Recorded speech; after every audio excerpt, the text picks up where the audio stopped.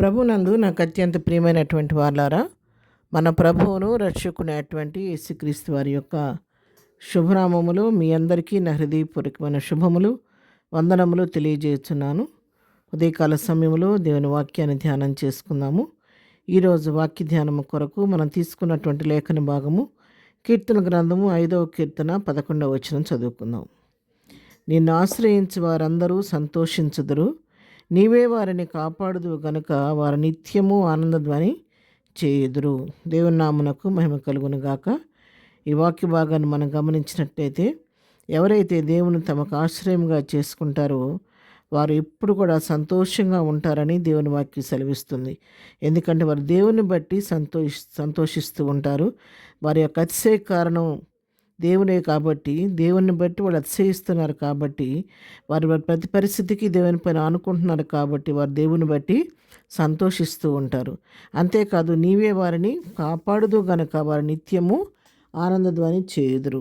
దేవుడే వారి నిత్యము కంటికి రెప్పలాగా కాపాడుతూ వారిని కాపాడుచుంటాడు కాబట్టి వారు నిత్యము ఆనందధ్వని చేస్తారు అని చెప్పని దేవుని వాక్యం ఇక్కడ సెలవిస్తూ ఉంది. అవును ప్రియులారా, ఎవరైతే ప్రభువుని ఆశ్రయిస్తారో వారిని ఆయన ఎన్నడూ కూడా విడిచిపెట్టే దేవుడు కాదు. ఆయన అనుకున్న బిడ్డల పక్షంగా నిత్యము కృప చూపే దేవుడై ఉన్నాడు. ఎవరు ప్రభు సన్నిధిలో చేరి ప్రభు సహాయం కొరకు వేడుకుంటూ ఉంటారో వారి పక్షంగా ఆయన తన కార్యాలను నూతనపరిచే దేవుడై ఉన్నాడు. వారిని సంతోషింపజేసే దేవుడై ఉన్నాడు. ఎన్నడూ విడువక ఎడబాయిక వారితో కూడా ఉండి వారి ప్రతి పరిస్థితికి చాలిన దేవుడుగా ఉండి వారిని సంతోషభరితులుగా చేసే దేవుడు మన దేవుడు. కీర్తన గ్రంథంలోనే 35వ కీర్తన 27వ వచనం చదువుకుందాం. నా నిర్దోషత్వం బట్టి ఆనందించువారు ఉత్సాహధ్వని చేసి సంతోషించుదురుగాక. తన సేవకుని క్షేమమును చూచి ఆనందించు యెహోవా గణపరచబడును గాక అని వారు నిత్యము పలుకుదురు.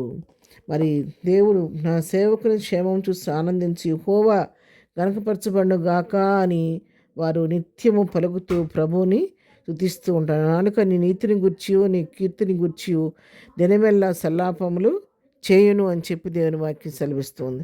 అవును, ఆయన మరి యొక్క దేవుని నోట ఎవరైతే ప్రభువుని వెంబడిస్తూ ఉంటారో వారి నోట ఎప్పుడు ప్రభువుని గురించిన ఆయన నీతిని గురించి ప్రభు యొక్క కీర్తిని గురించినటువంటి ఒక వచనము వారి నోట ఉంటుంది కాబట్టి వారు ఎల్లప్పుడూ ప్రభువుని స్తుతించేవారిగా ప్రభునామాన్ని మహింపరిచేవారుగా ఉంటారని ఇక్కడ దేవుని వాక్యాన్ని బట్టి మనం తెలుసుకుంటూ ఉన్నాం.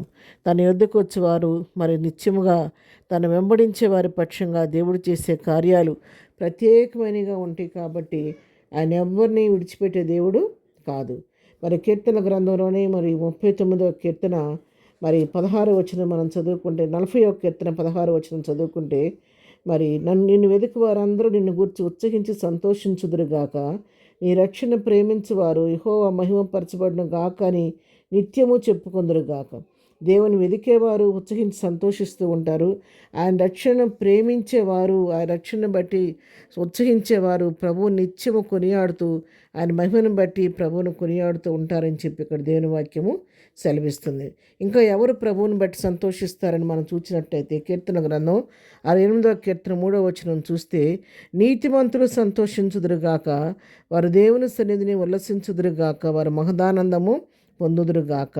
నీతిమంతులైనటువంటి వారు వారి దేవుని యొక్క రక్తంలో కడగబడి నీతిమంతులుగా తీర్చబడినటువంటి వారు దేవుని సన్నిధిలో సంతోషిస్తూ ఉంటారు. ఆయన సన్నిధిలో ఉల్లసిస్తూ ఉంటారు. మహదానందము కలిగి ఆయన ఆనందిస్తూ ఉంటారని చెప్పి ఇక్కడ దేవుని వాక్యం సెలవిస్తుంది. ఎందుకు ఈ కారణం ఏంటండి? దేవునికి ఎందుకు ఇంత సంతోషం కలుగుతుంది? వారు దేన్ని బట్టి సంతోషించగలుగుతున్నారంటే అసలు రహస్యం ఏంటంటే, రోమీయులకు రాసిన పత్రిక 8వ అధ్యాయం 28వ వచనం మనం చదువుకుంటే, దేవుని ప్రేమించే వారికి అనగా ఆయన సంకల్పం చొప్పున పిలువబడిన వారికి మేలు కలుగుటకై సమస్తమును సమకూడి జరుగుతున్నవని ఎరుగుదము. దేవుని నామమునకు మహిమ కలుగును గాక. అసలు సంగతి ఏంటంటే, ఎవరైతే దేవుణ్ణి ప్రేమిస్తారో, ఎవరైతే దేవుణ్ణి ఆశ్రయంగా చేసుకుంటారో వారు ఆయన సంకల్పం చొప్పున పిలువబడతారో వారి జీవితాల్లో ప్రతిదీ కూడా మేలు కలగడానికి సమస్తమును సమకూడి జరుగుతూ ఉంటాయి కాబట్టి వారి యొక్క చింతపడాల్సిన అవసరం లేదు. కాబట్టి వారి జీవితం నిత్యానందంతో వారి జీవితాలు నింపబడి ఉంటాయి. కాబట్టి మనము కూడా ప్రభువును బట్టి ప్రేమిస్తూ ప్రభువును ఆనందిస్తూ ముందుకు సాగిపోదాం. ప్రార్థన. ప్రేమ కలిగిన తండ్రి, పరిశుద్ధుడా నీకు వందనాలు. నిన్ను బట్టి సంతోషించి ఆనందించే భాగ్యం మాకు దయచేయండి.